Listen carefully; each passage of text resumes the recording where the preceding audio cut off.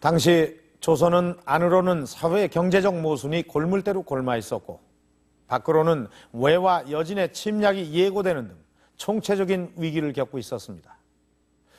이런 상황에서 당시 체제를 개혁해 보려는 진보 세력과 기존의 질서를 더욱 강화하려는 보수 세력이 첨예하게 갈등을 빚고 있었습니다. 이런 와중에 기축옥사 정여립 사건이 터지고 개혁 진보 세력은 일거에 거세가 된 것입니다. 이런 개혁 세력의 거세로 조선은 스스로 자기 모순을 치유할 기회를 잃어버렸고 3년 뒤 임진왜란이라는 전면적인 국가 위기를 겪게 됩니다. 정여립 사건은 명분과 신분 질서를 강조하는 경직화된 사회 속에서 이에 맞서려고 했던 신진사림들의 고민과 모색, 그리고 현실적 패배를 보여주는 일대 사건이었던 것입니다. 그러나 여기까지가 정여립 사건의 끝은 아닙니다. 늦은 밤 개인 병원의 한켠. 400년 전의 정여립 영모 사건은 아직도 이곳에서 현재 진행형이다. 45세 나이에 대학원에 진학, 역사학을 전공하고 있는 정회수 씨. 동네 정시인 그는 정여립 사건의 진상규명을 필생의 과업으로 여기고 있다. 언젠가 반드시 진상이 밝혀져서 그 일 때문에 지난 400년 동안 불명예스럽게 있었던 모든 분들이 다시 명예를 되찾고, 그리고 그 진상을 통해서 후대인들이 어떤 교훈과 의미를 찾을 수 있다면 그러면 상당히 좋겠지요. 그것이 바람이기도 하고요.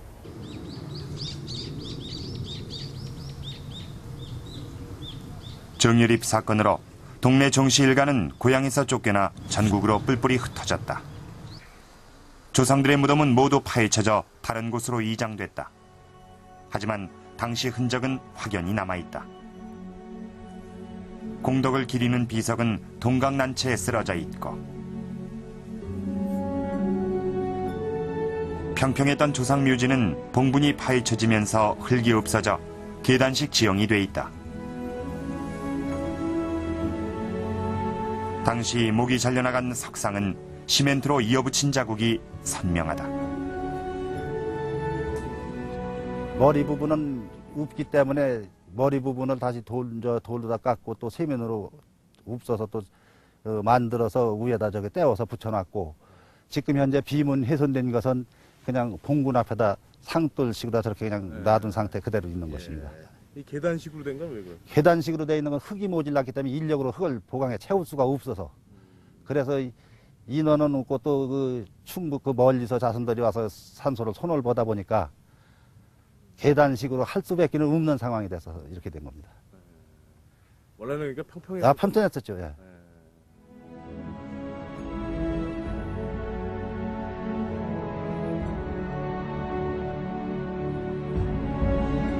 당시 영모사건 수사에 직접 참여했던 이항복이 남긴 이 시인은 어느 누구나 억울함을 대변해 줄 수 없었던 공포 분위기를 여실히 보여준다.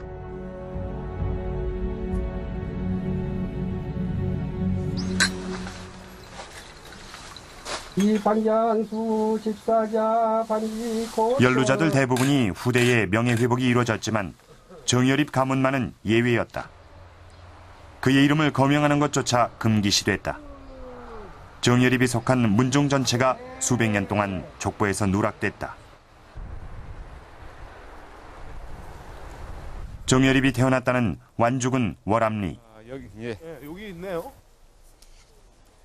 임기를 마치고 떠나는 지방관리들의 송덕비가 발견되는 것으로 보아 당시 교통의 유지였던 것으로 추정된다.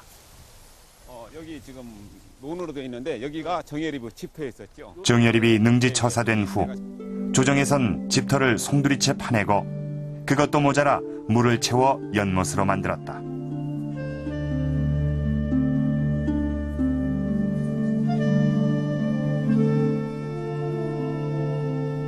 풀 한 포기도 자라게 해서는 안 된다는 강력한 징벌이었다.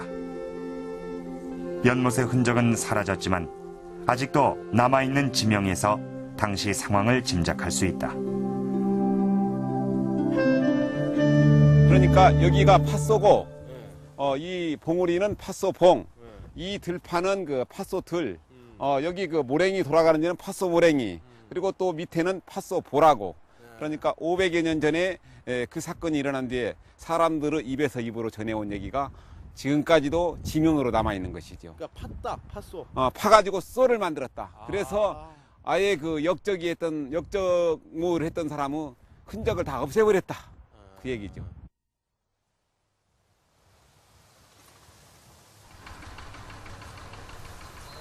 그러나 백성들 사이에 남겨진 기억까지 지울 수는 없었다. 논 한가운데 솟아있는 말무덤은 정여립이 실수로 죽인 자신의 용마를 애석해하며 여기에 묻었다는 이야기와 함께 아직도 보존돼 있고, 조상들의 사당터에는 절을 세워 제사를 지내고 있다. 그 양반이 때를 잘못 만나서 이렇게 참 일을 못하고 이렇게 못하고 돌아가시기 때문에 육장 원한이 있죠. 예, 그러니요. 그래서 원을 못 풀고 가셨다 싶어서 육장 생각을 하고 위로를 하고 그러죠. 어렸을 때 동네 마을에서 많은 사람들이 윷놀이를 한다든가 명절에 모여서들 놀다가 시비가 생기잖아요. 시비가 생겨서 그냥 올려져 가지고 뭐 동네 사람들이 말기도 안 되면은 그런 얘기를 하더라고요. 이 어렸을 때 들으니까. 아, 이거 정여립이 데리다가 시비 결이하겠구만. 당시 백성들 또한 마찬가지였다. 공포 분위기 속에서도 정여립이 죽지 않고 어딘가에 살아있다는 소문이 끊임없이 나돌았다. 그것은 또 다른 정여립에 대한 민중들의 염원이었다.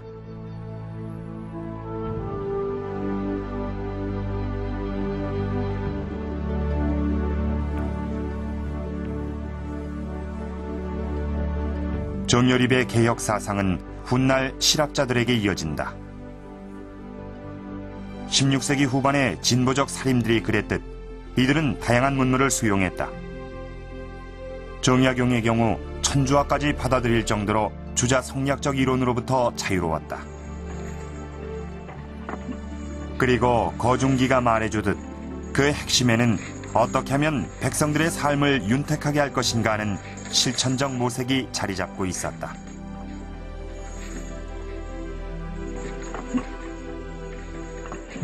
또한 정약용은 무력에 의한 정권 교체도 그것이 백성의 뜻이라면 정당한 것으로 봤다. 더 나아가 그는 근대 민주주의와 거의 유사한 정치 사상을 가지고 있었다. 우리가 민중에게 도움을 주는 행태의 리더를 처음에 뽑았다. 처음부터 임금이 있고 황제가 있는 것은 아니다. 그런 의미에서 오늘날도 구장을 뽑고 그다음에 면장을 뽑고 군수를 뽑고 사실 또 대통령 뽑는 그런 행태의 이야기를 당론에서 하고 있습니다. 이것은 바로 천하유공적인 사상, 다시 얘기 연편에 나오는 대동의 이야기인데 이것을 정여립이 얘기했고 또 다산이 얘기하기 때문에 그것은 오늘날 우리 민주주의 전략하고 그대로 같은 맥락으로 이어지는 것이라 생각됩니다.